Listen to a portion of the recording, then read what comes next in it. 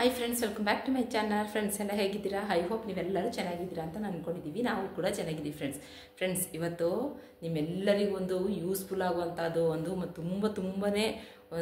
ತುಂಬಾ ಇಂಪಾರ್ಟೆಂಟ್ ಆಗಿರುವಂತಹ ಒಂದು ಟಾಪಿಕ್ ನಾನು ತಂದಿದ್ದೀನಿ ಅಂತಲೇ ಹೇಳ್ಬೋದು. ಆಲ್ರೆಡಿ ತಮ್ಮನೆಲ್ಲ ನೋಡಿರ್ತೀರಲ್ವಾ.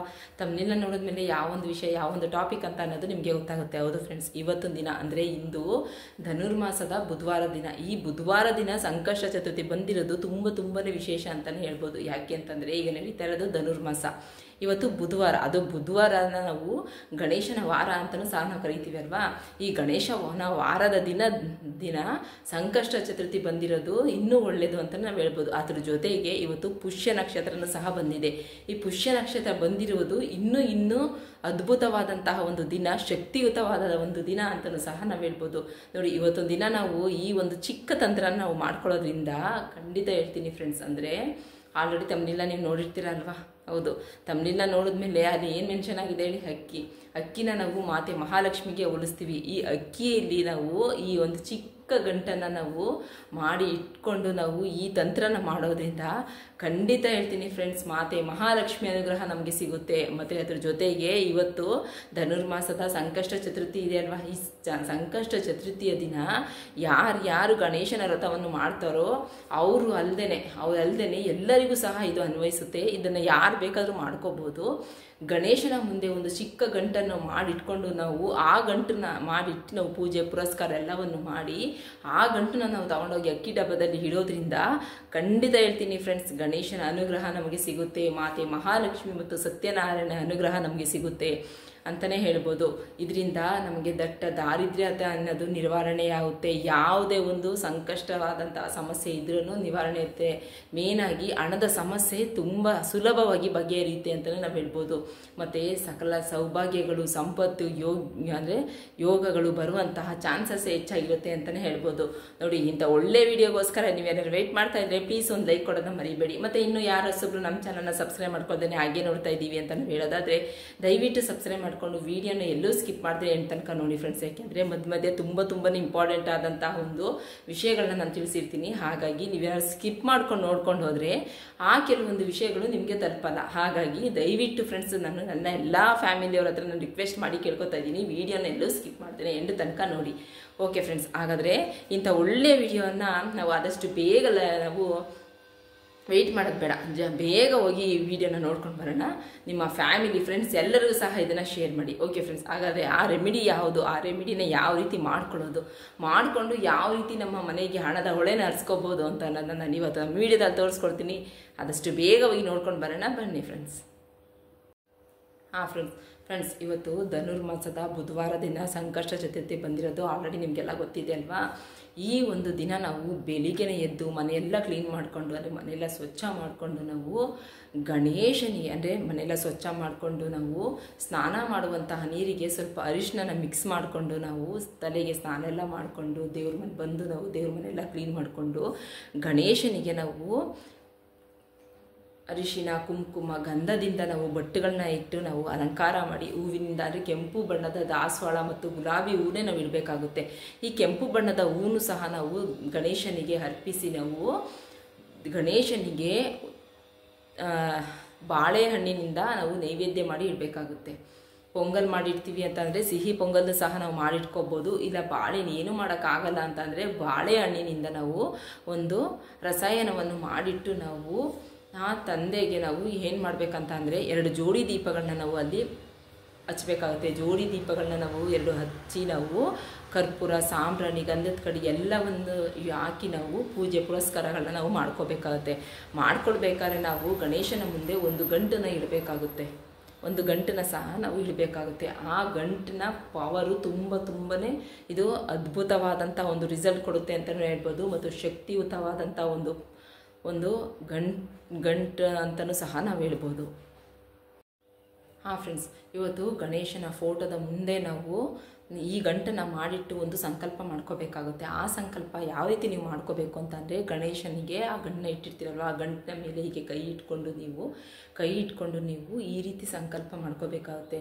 ನಮ್ಮ ಮನೆಯಲ್ಲಿರುವಂತಹ ಯಾವುದೇ ರೀತಿಯ ಕಷ್ಟ ಕಾರ್ಪಣ್ಯಗಳೆಲ್ಲವೂ ಸಹ ದೂರ ಆಗಲಿ, ನಮಗೆ ಅದೃಷ್ಟ ಅನ್ನೋದು ಒಲಿತಿ ಬರಲಿ, ಮಾತೆ ಮಹಾಲಕ್ಷ್ಮಿಯ ಅನುಗ್ರಹ ನಮಗೆ ಸಿಗಲಿ ಅಂತ ಹೇಳಿ ನೀವು ಸಂಕಲ್ಪ ಮಾಡಿಕೊಂಡು ಈ ತಂತ್ರನ ನೀವು ಮಾಡ್ಕೋಬೇಕಾಗುತ್ತೆ. ನೋಡಿ, ಈ ತಂತ್ರನ ಈ ರೀತಿ ನೀವು ಮಾಡ್ಕೊಳ್ಳೋದ್ರಿಂದ ಖಂಡಿತ ಹೇಳ್ತೀನಿ ಫ್ರೆಂಡ್ಸ್, 100% ರಿಸಲ್ಟ್ನ ನಾನು ನಿಮಗೆ ಕೊಡ್ತೀನಿ. ಸಕಲ ಸೌಭಾಗ್ಯಗಳು, ಅಷ್ಟ ಐಶ್ವರ್ಯಗಳು, ದಾರಿದ್ರ್ಯತನ ಅನ್ನೋದು ಹೋಗಿ ಈ ಸಕಲ ಐಶ್ವರ್ಯಗಳು, ಭೋಗ ಭಾಗ್ಯಗಳು ಸಹ ನಿಮಗೆ ಲಭಿಸುತ್ತೆ ಅಂತಲೂ ಸಹ ನಾವು ಹೇಳ್ಬೋದು. ಹಾಗಾದರೆ ಆ ಗಂಟಿನಲ್ಲಿ ಯಾವ ವಸ್ತುಗಳನ್ನು ಬಿಡಬೇಕು ಅಂತ ಅನ್ನೋದನ್ನ ನೋಡೋಣ ಬನ್ನಿ. ಫ್ರೆಂಡ್ಸ್, ಈ ಒಂದು ಗಂಟನ್ನ ಮಾಡ್ಕೊಳ್ಳೋಕ್ಕೆ ನಮಗೆ ಬೇಕಾಗಿರುವಂತಹ ವಸ್ತುಗಳು ಯಾವುದ್ಯಾವುದು ಅಂತಂದರೆ, ನೋಡಿ, ನಾನಿಲ್ಲಿ ಒಂದು ಬಿಳಿ ಬಣ್ಣದ ಒಂದು ಬಟ್ಟೆನ ನಾನು ತೆಗೆದುಕೊಂಡಿದ್ದೀನಿ. ನೀವು ಮನೆಯಲ್ಲಿ ಇರುವಂತಹ ಯಾವುದೇ ರೀತಿಯಾದಂಥ ಒಂದು ಬಿಳಿ ಬಣ್ಣದ ಬಟ್ಟೆನ ನೀವು ಬೇಕಾದ್ರೆ ನೀವು ತೆಗೆದುಕೊಳ್ಬೋದು. ನೋಡಿ, ಈ ಬಿಳಿ ಬಣ್ಣದ ಬಟ್ಟೆಗೆ ನಾವು 2 ಅರಿಶಿಣದ ಕೊಂಬುಗಳನ್ನ ನಾವು ಇಲ್ಲಿ ಇಡಬೇಕಾಗುತ್ತೆ. ನೋಡಿ, 2 ಅರಿಶಿಣದ ಕೊಂಬುಗಳನ್ನ ನಾವು ಇದಕ್ಕೆ ಬಟ್ಟೆಗೆ ಇಟ್ಟಿದ್ದೀನಿ.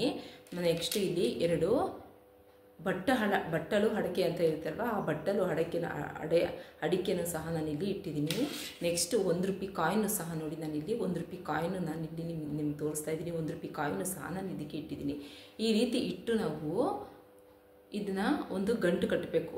ಇದಕ್ಕೆ ಇನ್ನೂ ಒಂದು ವಸ್ತುವನ್ನು ಸೇರಿಸ್ಬೇಕಾಗುತ್ತೆ. ಅದು ಯಾವುದು ಅಂತ ನೀವು ಕೇಳೋದಾದರೆ, ಎಕ್ಕದ ಗಿಡದ ಹೂವು ಅಂತ ಬರುತ್ತೆ. ಆಲ್ರೆಡಿ ನಿಮ್ಗೆಲ್ಲರಿಗೂ ಗೊತ್ತಿದೆ ಅನಿಸುತ್ತೆ. ಎಕ್ಕದ ಗಿಡದಲ್ಲಿ 2 ರೀತಿ ಎಕ್ಕದ ಗಿಡದ ಹೂವು ಬರುತ್ತೆ. ಒಂದು ನೀಲಿ ಬಣ್ಣದ ಎಕ್ಕದ ಗಿಡದ ಹೂವು ಮತ್ತು ಬಿಳಿ ಬಣ್ಣದ ಎಕ್ಕದ ಗಿಡದ ಹೂವು. ನಮಗೆ ಬೇಕಾಗಿರೋದು ಬಿಳಿ ಬಣ್ಣದ ಎಕ್ಕದ ಗಿಡದ ಹೂವನ್ನೇ ನಾವು ಇಲ್ಲಿ ಇಡಬೇಕಾಗುತ್ತೆ. ಅಂದರೆ ನನಗೆ ಸಿಕ್ಕಿಲ್ಲ, ಹಾಗಾಗಿ ನಾನು ನಿಮಗೆ ಹೇಳ್ತಾ ಇದ್ದೀನಿ. ಅದು ಬೇಕು ಅಂದರೆ ಇಟ್ಕೋಬೋದು, ಇಲ್ಲ ಅಂತಾರೆ ನೀವು ಅದನ್ನು ಸ್ಕಿಪ್ ಮಾಡ್ಕೋಬೋದು. ಇದನ್ನು ಇಟ್ಟು ನಾವು ಒಂದು ಗಂಟನನ್ನಾಗಿ ಮಾಡಿ ನಾವು ಗಣೇಶನ ಫೋಟೋದ ಹತ್ರ ಇಟ್ಟು ನಾವು ಇವತ್ತಿನ ದಿನ ಸಾಯಂಕಾಲ ಅಂದರೆ ಗೋಧೂಳಿಯ ಸಮಯದಲ್ಲಿ ನಾವು ಇದನ್ನ ಇಟ್ಟು ನಾವು ಪೂಜೆ ಮಾಡ್ಕೋಬೇಕಾಗುತ್ತೆ. ಪೂಜೆ ಮಾಡಿ ನಂತರ ಈ ಗಂಟನ್ನ ನಾವು ಏನು ಮಾಡಬೇಕು ಅಂತ ಹೇಳಿದ್ರೆ, ಅಕ್ಕಿಯ ಡಬ್ಬದಲ್ಲಿ ಇಡಬೇಕಾಗುತ್ತೆ. ಫ್ರೆಂಡ್ಸ್ ಇನ್ನೊಂದು ವಿಷಯ ಹೇಳ್ತೀನಿ.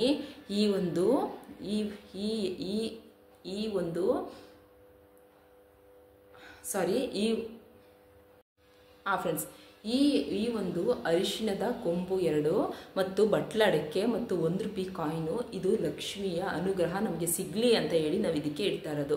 ಮತ್ತು ಎಕ್ಕದ ಗಿಡದ ಹೂವನ್ನ ನಾವು ಏನಾದರೂ ಇಟ್ಟರೆ ನಮಗೆ ನಮ್ಮ ಮನೆ ಮೇಲೆ ಯಾವುದೇ ಒಂದು ದುಷ್ಟ ಶಕ್ತಿಯ ಕೆಟ್ಟ ಕಣ್ಣಿದ್ರೆ ನಿವಾರಣೆಯಾಗಿ ಈ ಒಂದು ತಂತ್ರನ ನಾವು ಮಾಡ್ಕೋತಾ ಇದ್ದೀವಲ್ವ, ಆ ತಂತ್ರಕ್ಕೆ ಯಾವ ಒಂದು ವಿಘ್ನನೂ ಬರ್ದೇನೆ ವಿನಾಯಕ ನಮ್ಮನ್ನು ಕಾಪಾಡಲಿ, ನಮಗೆ ಒಳ್ಳೇದು ಮಾಡಿ ಕಾಪಾಡಲಿ ಅಂತ ಹೇಳಿ ನಾವು ಆ ಒಂದು ಅಂದರೆ ಎಕ್ಕದ ಗಿಡದ ಹೂವನ್ನ ನಾವು ಇಟ್ಕೋತೀವಿ. ಅಕಸ್ಮಾತ್ ಇಟ್ಟರೆ ಇಟ್ಕೋಬೋದು, ಇಲ್ಲ ಅಂತ ಅಂದರೆ ಸ್ಕಿಪ್ ಮಾಡ್ಕೋಬೋದು. ಇಟ್ಟು ನಾವು ಈ ಒಂದು ಗಂಟನ್ನು ನಾವು ಏನು ಮಾಡಬೇಕು ಅಂತಂದರೆ, ಗಣೇಶನ ಫೋಟೋದ ಮುಂದೆ ಇಟ್ಟು ನಾವು ಇದಕ್ಕೆ ಧೂಪ ದೀಪ ಆರತಿ ಪ್ರತಿಯೊಂದನ್ನು ಸಹ ನಾವು ಮಾಡಿ ಇದನ್ನು ನೀವು ತೆಗೆದುಕೊಂಡು ಹೋಗಿ ನೀವು ನಿಮ್ಮ ಅಕ್ಕಿಯ ಡಬ್ಬದಲ್ಲಿ ನೀವು ಇಡಬೇಕಾಗುತ್ತೆ. ಅಂದರೆ ಈ ಗಂಟನ್ನ ಇಟ್ಟು ನೀವು ಪೂಜೆ ಮಾಡಿ 1 ಅವರ್ ನೀವು ಗಣೇಶನ ಫೋಟೋದ ಹತ್ರನೇ ಇದನ್ನ ಬಿಟ್ಬಿಡ್ಬೇಕು. ಅದೇ ಇಟ್ಬಿಡಿ. ನೆಕ್ಸ್ಟು ನೀವು ಸಾಯಂಕಾಲ ಗೋಧೂಳಿಯ ಸಮಯದಲ್ಲಿ, ಸಾಯಂಕಾಲ ಅಂದರೆ 8:30 ಒಳಗಡೆ ನೀವು ಈ ಗಂಟನ್ನು ತೆಗೆದುಕೊಂಡು ಹೋಗಿ ನೀವು ನಿಮ್ಮ ಮನೆಯಲ್ಲಿರುವಂತಹ ಅಕ್ಕಿಯ ಡಬ್ಬದಲ್ಲಿ ಇಡಬೇಕಾಗುತ್ತೆ. ಫ್ರೆಂಡ್ಸ್, ಈ ರೀತಿ ನೀವು ಮಾಡ್ಕೊಂಡು ಬರೋದ್ರಿಂದ ಖಂಡಿತ ಹೇಳ್ತೀನಿ ಫ್ರೆಂಡ್ಸ್, ನಿಮ್ಮ ಮನೆಯಲ್ಲಿರುವಂತಹ ಯಾವುದೇ ಒಂದು ಜನ್ಮದ ದಾರಿದ್ರ್ಯತೆ ಅನ್ನೋದಾಗಿರ್ಬೋದು, ಸಕಲ ಕಷ್ಟಗಳಾಗಿರ್ಬೋದು, ಮುಖ್ಯವಾಗಿ ಮೇನಾಗಿ ಕಾಣೋದು ಯಾವುದೇ ಹಣದ ಸಮಸ್ಯೆಗಳೇ ಸಹ ಹೆಚ್ಚಾಗಿ ಕಾಣಿಸೋದು. ಹೌದು, ಅದು ಯಾವುದೇ ರೀತಿಯಾದಂಥ ಹಣದ ಸಮಸ್ಯೆ ಆಗಿದ್ರೂ ಸಹ ಸಂಪೂರ್ಣವಾಗಿ ಬಗೆಹರಿಯುತ್ತೆ ಅಂತಲೇ ಹೇಳ್ಬೋದು. ಯಾಕೆಂದರೆ ಇವತ್ತಿನ ದಿನ ಧನುರ್ಮಾಸದ ಬುಧವಾರ ದಿನವೇ ಗಣೇಶನ ಚತುರ್ಥಿ ಬಂದಿದೆ. ಅದ್ರ ಜೊತೆಗೆ ಪುಷ್ಯ ನಕ್ಷತ್ರದ್ದು ಸಹ ಇವತ್ತಿನ ದಿನ ಬಂದಿದೆ ಅಲ್ವಾ. ಈ ಪುಷ್ಯ ನಕ್ಷತ್ರ ಬಂದಿರೋದೇ ಇವತ್ತಿನ ದಿನ ಒಂದು ವಿಶೇಷವಾದಂತಹ ಶಕ್ತಿಯುತವಾದಂತಹ ಇವತ್ತು ಒಂದು ದಿನ ಅಂತಲೇ ನಾವು ಹೇಳ್ಬೋದು. ನೋಡಿ, ಇವತ್ತಿನ ದಿನ ನಾವು ಇದನ್ನ ಮಾಡ್ಕೊಂಡು ಬರೋದ್ರಿಂದ ಸಕಲ ಸಂಪತ್ತು, ಐಶ್ವರ್ಯ, ಅಷ್ಟ ಐಶ್ವರ್ಯ, ಭೋಗ ಭಾಗ್ಯಗಳು ಸಹ ನಮಗೆ ಲಭಿಸುತ್ತೆ. ಮತ್ತು ಯಾವುದೇ ರೀತಿಯಾದಂಥ ಒಂದು ಕಷ್ಟಗಳಿದ್ರೂ ಸಹ ಬಗೆಹರಿಯುತ್ತೆ. ಮತ್ತು ನಮಗೆ ಬಂದಿರುವಂತಹ ದಾರಿದ್ರ್ಯತನ ಅನ್ನೋದು, ದೋಷಗಳಾಗಿರ್ಬೋದು, ಶಾಪಗಳಾಗಿರ್ಬೋದು, ಇದೆಲ್ಲವೂ ಸಹ ನಿವಾರಣೆಯಾಗಿ ಸಂಪತ್ತು, ಅಷ್ಟ ಐಶ್ವರ್ಯ, ಭೋಗ ಭಾಗ್ಯಗಳು ಸಹ ನಮಗೆ ಲಭಿಸುತ್ತೆ ಅಂತಲೂ ಸಹ ನಾವು ಹೇಳ್ಬೋದು. ಫ್ರೆಂಡ್ಸ್, ಈ ಗಂಟನ್ನು ನಾವಿಟ್ಟು ಪೂಜೆ ಮಾಡುವಾಗ ನಾವು ಗಣೇಶನ ಒಂದು ಮಂತ್ರವನ್ನು ನಾವು ಹೇಳ್ಕೋಬೇಕಾಗುತ್ತೆ. ಗಣೇಶನ ಮಂತ್ರವಾಗಿರುವಂತಹ ಓಂ ಗಂ ಗಣಪತಿಯೇ ನಮಃ ಅಂತ ಅನ್ನೋ ಮಂತ್ರನ 21 ಬಾರಿ